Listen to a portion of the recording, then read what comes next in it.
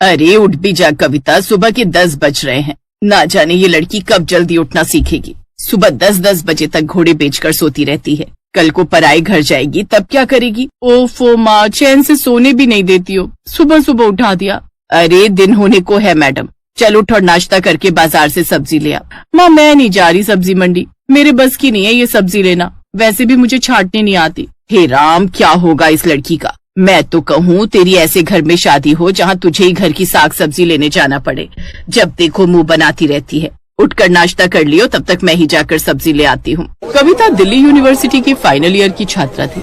उसे अपने ही कॉलेज के लड़के अमर से प्यार हो जाता है। कुछ समय बाद अमर की एक अच्छी कंपनी में नौकरी लग जाती है। फिर सबकी रजामंदी से दोनों की शादी हो जाती है। कविता ब्याह कर अपने ससुराल आ जाती है। कविता के ससुराल में उसके सास ससुर, जेठ जेठानी और ननद होती हैं। शादी के बाद वो अमर के साथ हनीमून के लिए चली जाती है और वापस लौटकर घर गृहस्थी संभाल लेती है, जहाँ उसे मेहता परिवार की एक आदत के बारे में पता चलता है। माँ जी, रोज मैं उस रामू ठेले वाले से सब्जी लेती हूँ, लेकिन अब ये काम ना आप छोटी बहू को सौंप दो। बहू तू कैसी बातें करती है। आरती कविता की अभी नई नई शादी हुई है, फिर कहाँ से ताजी सब्जी के लिए इसको अभी से प्रेशर देना। धीरे धीरे सब सीख जाएगी। अरे वाह माँ जी, ये तो अच्छा है, मेरे लिए भी ऐसा सोच लेती। तब तो आपने नहीं सोचा। खैर ध्यान से सुनो कविता, मैंने बोल दिया अब मैं नहीं जाऊंगी बस। अच्छा कोई बात नहीं, मैं ले आऊंगी जेठानी जी। ये हुई ना बात। अब मेरी बात ध्यान से सुन। मोहल्ले में सुबह 4 बजे रामू सब्जी वाला आता है। मोहल्ले की सभी औरतें सुबह 3 बजे से लाइन लगाकर खड़ी हो जाती है नुक्कड़ पर। वो एकदम ताजी सब्जी लाता है, तो तुम भी उसी से सुबह 4 बजे उठकर सब्जी ले लेना। इसलिए अभी से तुम अलार्म लगा लो। क्या कहा जेठानी जी, सुबह 4 बजे? इतनी जल्दी तो मेरी 7 पुश्ते नहीं उठी, तो फिर मैं तो क्या ही उठूंगी। लेकिन बहू, इस घर का यही रिवाज है। जब से रामू का बाप इस मोहल्ले में सुबह 4 बजे ठेला लगाता था, तब से मैं भी सुबह जल्दी उठती थी और लंबी लंबी लाइन लगाती थी।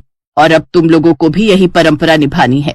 बासी सब्जी तो हमारे यहाँ कोई नहीं खाता, सबको वही सब्जी खाने की आदत है, फ्रेश और ताजी। सास और जेठानी दोनों आदेश देकर निकल जाती हैं और बेचारी देवरानी सोच में पड़ जाती है और पहुंच जाती है अपने पति अमर के पास। ए जी, बताओ तो ये क्या पंगा है, सुबह 4 बजे उठकर सब्जी लाने का? अरे ये पंगा नहीं, बल्कि सुबह 4 बजे की ताजी सब्जी लेने की रीत है अपने यहाँ पर। हम लोगों के चेहरे पर जो चमक देख रही हो ना, सब उस रामू के बापू की दी हुई है। पता है, मेरे मम्मी पापा क्या, दादा दादी क्या, सब रामू के दादा परदादा से ही ताजी सब्जी खरीदते आए हैं। तो इस परंपरा के बारे में तुमने मुझे शादी से पहले क्यों नहीं बताया?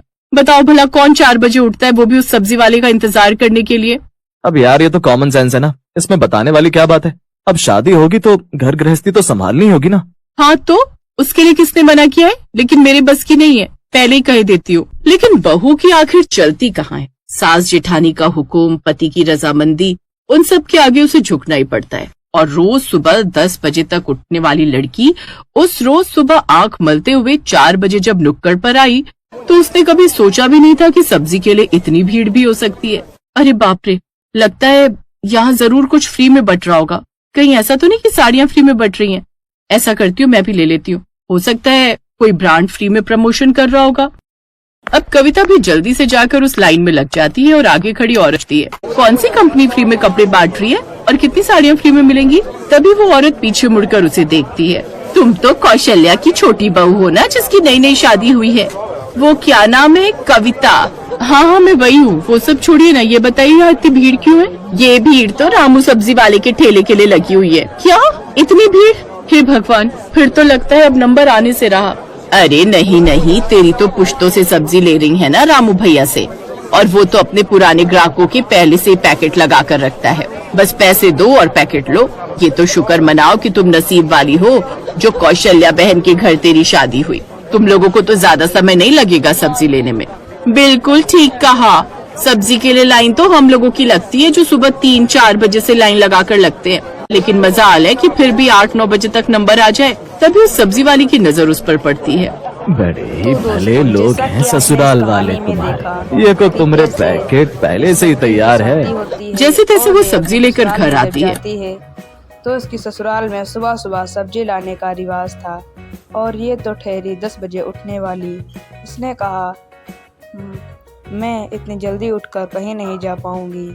तो इसकी सास ने कहा, तुम्हें जाना पड़ेगा क्योंकि ये हमारे यहाँ का रिवाज है। उसके बाद क्या था, ये सुबह सुबह उठ पड़ती है और चली जाती है लेने के लिए वहाँ पर देखती है कि बहुत भीड़ है। इसे लगता है कि कुछ फ्री में बट रहा है, लेकिन जब वहाँ जाती है तो उसे पता चलता है कि यही सब्जी वाला है और इस सब्जी वाले पे इतनी ज़्यादा भीड़ होती है। उसके बाद का था ये जाती है और उस पर से सब्जी लेकर घर को चली आती है। तो दोस्तों वीडियो को लाइक करके चैनल को सब्सक्राइब जरूर से कर लीजिए। बढ़ते हैं वीडियो की ओर। अभी तो समय है, अभी सब्जी रखकर थोड़ा सो लूंगी।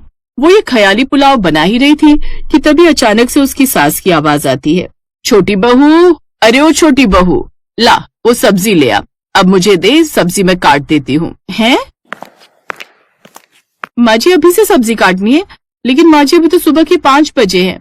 हाँ, तो मेरी आदत है, मैं सुबह 5 बजे ही सब्जी काट कर रख देती हूँ। मैं कल से नहीं उठूंगी, नहीं तो मैं चली मायके। हा, ऐसे कैसे चली मायके?